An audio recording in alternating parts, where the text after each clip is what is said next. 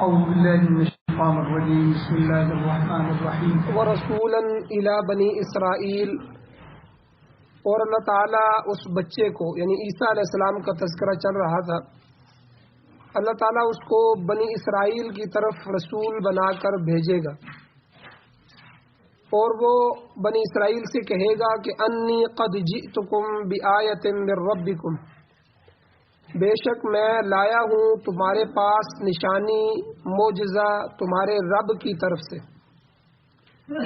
اور وہ معجزے کیا ہیں کہ انی اخلق لکم من الطین، کہ میں بناتا ہوں تمہارے سامنے من الطین، مٹی سے، گارے سے، کہیئۃ الطیر، پرندے کی شکل کی طرح، فانفخ فیہ، پس میں پھونک مارتا ہوں اس میں، فیکون طیرا، وہ پرندہ بن کر اڑ جاتا ہے، باذن اللہ، اللہ کے حکم سے۔ وابرئ الاکمہ والابرص، اور میں اچھا کر دیتا ہوں، صحت دے دیتا ہوں، درست کر دیتا ہوں، اکمہ مادر زاد اندھے کو جو ماں کے پیٹ سے اندھا پیدا ہوا، والابرص، اور برس کی بیماری والے کو، وَأُحْيِي الْمَوْتَى بِإِذْنِ اللَّهِ، اور اللہ نے مجھے یہ معجزہ دیا ہے کہ میں زندہ کرتا ہوں مردوں کو اللہ کے حکم کے ساتھ۔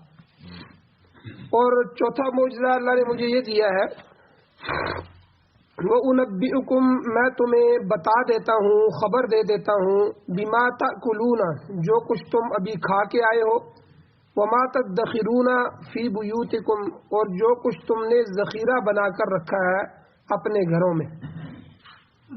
ان فی ذلک لآیۃ لکم ان کنتم مؤمنین، بے شک اب البتہ اس میں نشانی ہے تمہارے لیے اگر تم مومن ہو، ایمان والے ہو، ایماندار ہو۔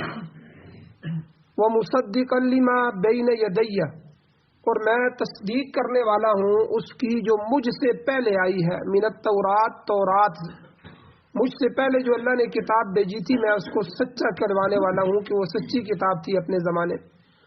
اور میں اس لیے آیا ہوں کہ وَلِأُحِلَّ لَكُمْ بَعْضَ الَّذِي، تاکہ میں حلال کروں تمہارے لیے بعض وہ چیزیں کہ حرم علیکم، جو تمہارے اوپر حرام قرار دی گئی تھی، نئی شریعت کے ساتھ آیا۔ وَجِئْتُكُمْ، اور میں لایا ہوں تمہارے پاس، بِآیَةٍ مِّن رَبِّكُمْ، بہت سی نشانیاں، بہت سے معجزات تمہارے رب کی طرف سے۔ فَاتَّقُوا اللَّهَ، پس تم اللہ تعالیٰ سے ڈرو، وَأَطِیعُونِ، اور میری اطاعت کرو۔ سورہ آل عمران کی 49 اور 50 دو نمبر آیتیں آج کی درس میں تلاوت ہوئی ہیں۔ سب سے پہلے ان آیات کا پچھلی آیات کے ساتھ ربط کیا ہے، ربط آیات۔ گزشتہ درس میں حضرت عیسیٰ علیہ السلام کی پیدائش کے متعلق بشارت کا ذکر تھا کہ اللہ نے ان کی ماں مریم کو بشارت عطا فرمائی، اللہ تعالیٰ کی جانب سے فرشتے آئے، فرشتوں نے حضرت مریم کو خوشخبری سنائی کہ اللہ تعالیٰ کا جو کلمہ ہے، کلمۃ منہ، اپنی جانب سے اللہ تمہیں کلمہ عطا فرمائیں گے، ایک پیغمبر عطا فرمائیں گے، ایک بچہ عطا فرمائیں گے، اس کا نام اسمہ المسیح ابن مریم، اس کا نام مسیح عیسیٰ ابن مریم ہوگا، اور وہ وجیہا فی الدنیا والآخرہ، دنیا اور آخرت میں بڑی عزتوں والا ہوگا، اللہ اسے بڑی عزتیں اور تکریم عطا فرمائے گا، ومن المقربین، اور آخرت میں اللہ کے ہاں وہ مقرب لوگوں میں شمار ہوگا۔ اور اس کے علاوہ یہ کہ وَيُكَلِّمُ النَّاسَ فِي الْمَهْدِ وَكَهْلًا، وہ آپ کی گود میں بھی لوگوں سے کلام کرے گا، حکمت سے بھرا ہوا، اور ادھیڑ عمر میں پہنچ کر بھی وہ کلام کرے گا لوگوں سے، اور وَمِنَ الصَّالِحِينَ، نیکوں میں سے ہوگا۔ حضرت مریم نے تعجب کا اظہار کیا کہ اس کے ہاں بچہ کیسے پیدا ہوگا جبکہ اس نے نہ نکاح کیا ہے، نہ وہ کسی لغزش اور غلطی کا شکار ہوئی ہے، بلکہ کسی مرد نے ابھی تک اس کو چھوا تک بھی نہیں ہے۔ تو اللہ تعالیٰ کی جانب سے یہ ارشاد ہوا کہ اس کے لیے بغیر باپ کے بچہ عطا کر دینا اس اللہ کے لیے کوئی مشکل نہیں ہے، وہ چاہے تو جو چاہے کر پاتا ہے، صرف اس کے حکم کی ضرورت ہوتی ہے، کام ہو جاتا ہے۔ اس کے حکم کی تعمیل کے لیے اسباب اور علتوں کی ضرورت نہیں ہوتی۔ یہ تو ہم کمزور ہیں، انسان ہیں، ہمیں سبب کی ضرورت ہوتی ہے کہ فلاں سبب ہم اختیار کریں گے تو یہ کام ہوگا ورنہ نہیں ہوگا، اور اللہ نے ہمیں اجازت دی ہے۔ ورنہ رب کو کام کرنے کے لیے وہ تو کن فیکون کہتا ہے، ہو جا تو پس وہ کام ہو جاتا ہے۔ تو اس لیے حضرت مریم کو یہ بات سمجھائی گئی کہ اس اللہ کے لیے یہ پیدا کرنا کوئی مشکل نہیں ہے، اور پھر یہ بھی فرمایا کہ اس پیدا ہونے والے بچے کو اللہ تعالیٰ براہ راست وَيُعَلِّمُهُمُ الْكِتَابَ وَالْحِكْمَةَ کتاب اور حکمت کی تعلیم دے گا، اور اللہ اسے تورات اور انجیل کی تعلیم بھی دے گا۔ یہ تو پچھلے درس کا خلاصہ ہے، پچھلے درس میں یہ ساری چیزیں تفصیل کے ساتھ بیان ہوئی، کئی نکات بھی بیان ہو چکے۔ اب یہاں ارشاد ہوتا ہے کہ وہ رسولاً الی بنی اسرائیل، یہ جملہ یاد رکھیں کہ وہ رسول ہوگا لیکن بنی اسرائیل کی طرف، کہ جس کلمت اللہ کی اے مریم آپ کو بشارت دی گئی ہے اس کی حیثیت یہ ہوگی کہ وہ رسولاً الی بنی اسرائیل، اللہ تعالیٰ اسے بنی اسرائیل کی طرف رسول بنا کر بھیجے گا۔ نبوت اور رسالت یہ اللہ تعالیٰ کے اعلیٰ ترین مناصب میں سے ہے، اعلیٰ منصب ہے، جسے عطا ہو جائے تو یہ منصب اللہ تعالیٰ نے حضرت عیسیٰ علیہ السلام کے حصے میں بھی رکھ دیا کہ وہ رسول ہوں گے، مگر وہ رسول صرف بنی اسرائیل کی طرف ہو۔ اور یہ بات یاد رکھیں، جب کوئی عیسائی آپ سے گفتگو کرے اور وہ تبلیغ کرنا چاہے تو اس کو کہیں کہ آپ کے لیے تو تبلیغ منع ہے، کیونکہ آپ کے جو پیغمبر تھے عیسیٰ علیہ السلام وہ تو صرف بنی اسرائیل کے لیے آئے تھے۔ یہ تو حضور کو اللہ نے شان بخشی ہے کہ آپ علیہ الصلوۃ والسلام کی نبوت اور آپ کی رسالت تمام اقوام عالم کے لیے، بلکہ تمام اقوام عالم کے لیے نہیں، جو ہے چرند پرند اور آسمان و زمین اور جنات اور ہر چیز کے لیے حضور کی جو ہے وہ نبوت ہے۔ وما ارسلناک الا رحمتا للعالمین، اللہ نے آپ کو تمام جہانوں کے لیے رحمت بنا کے بھیجا۔ حضور درختوں کے لیے رحمت، حضور شجروں کے لیے رحمت، حضور نباتات جمادات کے لیے رحمت، حضور دریاؤں کے لیے رحمت، حضور پرندوں اور درندوں کے لیے رحمت، حضور انسانوں کے لیے جنات کے لیے رحمت، حضور خود فرشتوں کے لیے رحمت، حضور جنت کے لیے رحمت، ہر چیز کے لیے حضور جو ہے وہ رحمت بنا کر بھیجے گئے۔ تو یہ حضور کو جو نبوت دی گئی وہ عالمی نبوت عطا کی گئی، اور عیسیٰ علیہ السلام کو صرف بنی اسرائیل کے لیے نبوت دی گئی ہے۔ اور انجیل کے اندر جو عیسائیوں کی انجیل ہے آج بھی اس میں یہ بات موجود ہے کہ ایک عورت حضرت عیسیٰ علیہ السلام کے پاس آئی، اس نے عرض کیا کہ حضرت میں آپ سے فیض حاصل کرنا چاہتی ہوں، مجھے آپ دعوت دیں، مجھے آپ کچھ بتائیں۔ تو آپ علیہ السلام نے دریافت کیا تو کس قبیلے سے تعلق رکھتی ہے؟ اس نے عرض کیا جی میں کنعان قبیلے سے، یہ تو عربوں کا قبیلہ ہے، کنعان قبیلے سے متعلق۔ حضرت مسیح علیہ السلام نے اس عورت کی رہنمائی کرنے سے انکار کر دیا اور فرمایا میں تو بنی اسرائیل کی کھوئی ہوئی بھیڑوں کی طرف بھیجا گیا ہوں۔ یہ الفاظ انجیل میں موجود ہے، میں بنی اسرائیل کی کھوئی ہوئی بھیڑوں کی طرف بھیجا گیا ہوں۔ جو بھیڑوں کا مالک نہ ہو نا تو ادھر ادھر ہو جاتی ہیں، کوئی اس طرف چلی جاتی ہیں، اس طرف چلی جاتی ہیں۔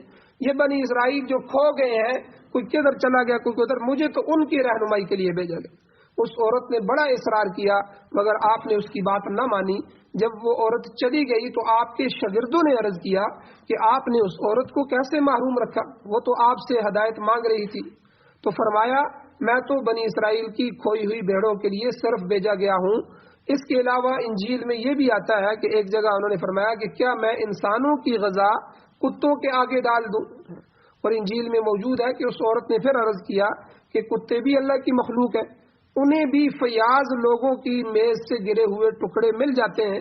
تو آپ نے فرمایا کہ اے عورت تیرا ایمان بڑا مضبوط ہے، لیکن صاف بات یہ ہے کہ میں صرف بنی اسرائیل کی اصلاح کے لیے مبعوث ہوا ہوں۔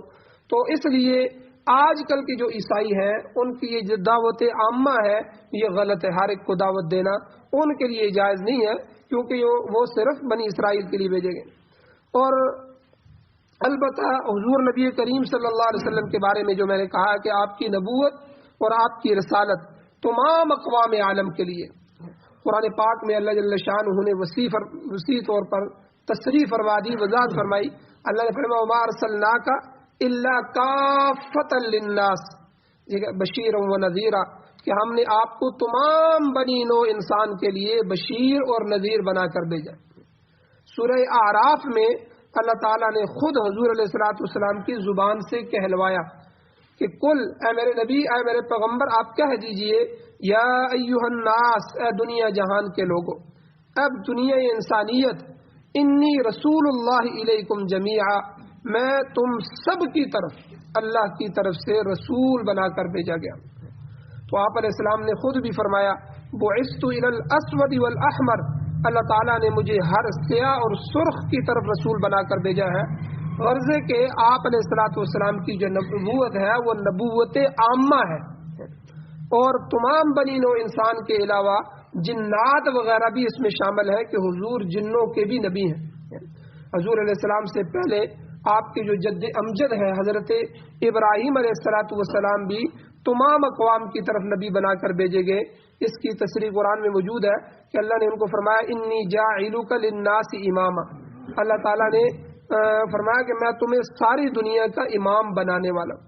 تو حضرت ابراہیم علیہ السلام کے علاوہ اور کوئی نبی ایسا نہیں آیا کہ جس کو پوری دنیا کا امام، پوری دنیا کی نبوت دی گئی ہو، کیونکہ کوئی نبی کسی ایک قبیلے کے لیے، کوئی نبی کسی ایک قوم کے لیے آتا، کوئی نبی کسی ایک علاقے کی طرف آتا، تو جو ہے کوئی دوسرے علاقے میں۔ کئی دفعہ ایسا بھی ہوا کہ ایک ہی وقت میں کئی انبیاء پوری دنیا میں مختلف علاقوں میں کام کر رہے ہوتے۔ تو اس لیے حضور کو یہ مرتبہ عطا فرمایا کہ عظیم المرتبت جو ہے کہ حضور ہے کہ جن کو اللہ نے اقوام عالم کے لیے، دونوں جہانوں کے لیے رحمت بنایا، اور تمام جو ہے لوگوں کے لیے اللہ نے ان کو پیغمبر بنا کر بھیجا۔ اب حضرت عیسیٰ علیہ السلام چونکہ یہ بھی عظیم المرتبت پیغمبر تھے، اللہ نے بڑا مرتبہ عطا فرمایا تھا، ان کی پیشن گوئی کی جا رہی ہے۔ اب وہ آ کر کیا کہیں گے؟ تو آگے ان کے معجزات ہیں۔ حضرت عیسیٰ علیہ السلام کو، ہر نبی کو اللہ نے معجزے دیے، اور ہر نبی کو اللہ نے اس کے زمانے کے حساب سے معجزے دیے۔ اچھا، معجزہ کہتے ہیں عاجز کر دینے والی چیز، جو عام بندہ نہ کر سکے، عام حالات میں وہ ہو ہی نہ سکے۔ جیسے میں نے صالح علیہ السلام کو معجزہ بتایا تھا کہ پہاڑ کی چٹان بڑی سب کو نظر آ رہی تھی، چٹان اچانک پھٹی، اس میں سے اونٹنی نکلی، اونٹنی بھی 10 مہینوں کی گابر ہے، نکل کے فوراً بچہ دے رہی ہے۔ تو یہ ممکن نہیں ہے۔ تو ایسے ناممکنات کہ جس سے قوم جو ہے وہ عاجز آ جائے، اور ایسا جو ہے عاجز کر دینے والی چیز یعنی معجزہ، وہ پیغمبر کے ہاتھ سے اللہ تعالیٰ ظہور اس کا فرماتے ہیں۔ اور یہ ہاتھ پیغمبر کا ہوتا ہے، زبان پیغمبر کی ہوتی ہے، اشارہ پیغمبر کا ہوتا ہے، لیکن پیچھے فعل قدرت کا ہوتا ہے، پیچھے جو کرنے والی ذات ہوتی ہے وہ اللہ کی ذات ہوتی ہے۔ اسی لیے اکثر پیغمبروں کا قرآن مجید میں ذکر کیا گیا ہے کہ جب کوئی قوم ان سے معجزہ طلب کرتی تو وہ اللہ سے درخواست کرتے کہ اے اللہ میری قوم یہ معجزہ مانگ رہی ہے، پھر اللہ ان کو کہتے کہ ٹھیک ہے، آپ اپنی قوم کو کہیں کہ ہم آپ کو معجزہ دکھائیں گے، لیکن آپ کو ایمان لانا پڑے گا۔ پھر ان کو حکم دیا جاتا کہ ٹھیک ہے آپ جائیں، آپ یہ کام کریں، انشاءاللہ یہ کام ہو جائے گا۔ تو اس لیے پیغمبر جاتا تو وہ اشارہ کرتا۔ حضور نے چاند کو اشارہ کیا، 2 ٹکڑے ہو گئے۔ اب حضور نے تو 2 ٹکڑے نہیں کیے، حضور نے یہی کہا کہ اے اللہ، ابو جہل اور یہ لوگ کہتے ہیں کہ اگر آپ نبی ہیں تو آپ چاند کو اشارہ کریں تو وہ 2 ٹکڑے ہو جائے۔ یعنی یہ ناممکنات میں سے اتنا بڑا چاند جو زمین جتنا بڑا ہے، اس کو نیچے سے کھڑے ہو کے بندہ اشارہ کرے اور وہ 2 ٹکڑے ہو جائے، ایک ٹکڑا ادھر چلا جائے، ایک ادھر چلا جائے، تو یہ ایک ایسی چیز ہے کہ یہ انسانیت کے بس میں نہیں، کسی بھی جو ہے کہ بس میں یہ نہیں۔ لیکن حضور نے کیا، حضور نے اشارہ کیا، اللہ نے کہا کہ ٹھیک ہے آپ کریں، حضور نے انگلی ہلائی، اللہ نے اس چاند کو 2 ٹکڑے کر دیے۔ تو اس لیے جو معجزات، جو بھی پیغمبر آیا وہ معجزات لے کر آیا۔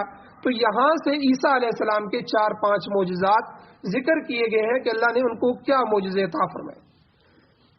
حدیث شریف میں آتا ہے کہ کوئی نبی ایسا نہیں جس کو اللہ تعالیٰ نے کوئی نہ کوئی نشانی نہ عطا کی ہو۔ معجزے عام بھی ہوتے ہیں اور خاص بھی ہوتے ہیں، مادی بھی ہوتے ہیں اور روحانی بھی ہوتے ہیں۔ حضور علیہ السلام نے خود فرمایا اللہ نے جو خاص معجزہ مجھے عطا فرمایا وہ قرآن کریم ہے۔ اس لیے مجھے امید ہے کہ قیامت کے دن میرے ماننے والے سب سے زیادہ ہوں گے۔ میرا یہ معجزہ دائمی ہے، ہمیشہ کے لیے ہے قرآن، اور ہمیشہ لوگوں کے درمیان موجود رہے گا۔ لوگ اس کو پڑھیں گے، اس کو سمجھیں گے اور اس پر ایمان لائیں گے اور ہدایت اختیار کریں گے۔ تو حضور علیہ السلام کے پیروکاروں میں شمار ہوں گے. یہ آپ کا زندہ معجزہ ہے. باقی معجزات وقتی نوعیت کے تھے، جو اپنے موسیٰ علیہ السلام کی لاٹھی تھی وہ اژدہا بن جاتی تھی، لیکن وہ موسیٰ علیہ السلام کے زمانے میں تھی. جب موسیٰ علیہ السلام کو دنیا سے اٹھایا گیا، دنیا سے فوت ہو گئے، چلے گئے، تو یہ معجزہ بھی چلا گیا. عیسیٰ علیہ السلام کے جو معجزے آ رہے ہیں یہ اسی پیغمبر کے ساتھ تھے اور اس کے بعد چلے گئے. تو اس لیے لیکن حضور کا یہ جو معجزہ ہے قرآن مجید، یہ قیامت تک باقی رہے گا. جو بھی سچے دل سے اس قرآن کو سنے گا، سمجھے گا، پڑھے گا، اللہ اس کو کبھی ہدایت سے محروم نہیں کریں گے. کیسی کیسی خشک جو تنے تھے، یعنی بے ایمان قومیں تھیں، اللہ نے اس قرآن کی وجہ سے ان کو ہدایت دی، ان کے اندر ایمان کا اسپرٹ بھر دیا. تو اب حضرت عیسیٰ علیہ السلام نے اپنے معجزات لوگوں کے سامنے پیش کیے. سب سے پہلا معجزہ اس کے متعلق عیسیٰ علیہ السلام نے فرمایا انی اخلق لکم، میں پیدا کرتا ہوں تمہارے لیے من الطین، طین مٹی کو کہتے ہیں، مٹی سے گارا بنا کر گارے سے کہیئۃ الطیر، پرندے کی شکل میں. جس طرح چھوٹے چھوٹے بچے ہوتے ہیں، بیٹھے ہوتے ہیں، مٹی کا کوئی برتن بنا رہا ہے، کوئی کیا بنا رہا ہے، تو اس طرح عیسیٰ علیہ السلام پہلے گارا بناتے، گارے سے جو ہے وہ پرندے کی شکل بناتے.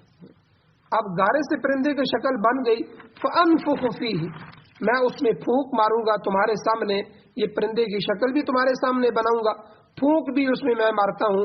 فیکون طیرا باذن اللہ، یہ اللہ کے اذن، یہ جملہ یاد رکھیے گا. بس وہ پرندہ بن کے اڑ جاتا ہے، لیکن باذن اللہ، اللہ کے حکم سے ہوتا ہے. یہ مجھے اللہ نے کہا تھا، مجھے اللہ نے معجزہ دیا ہے، ورنہ میرے بس میں نہیں ہے، میرے اختیار میں نہیں ہے.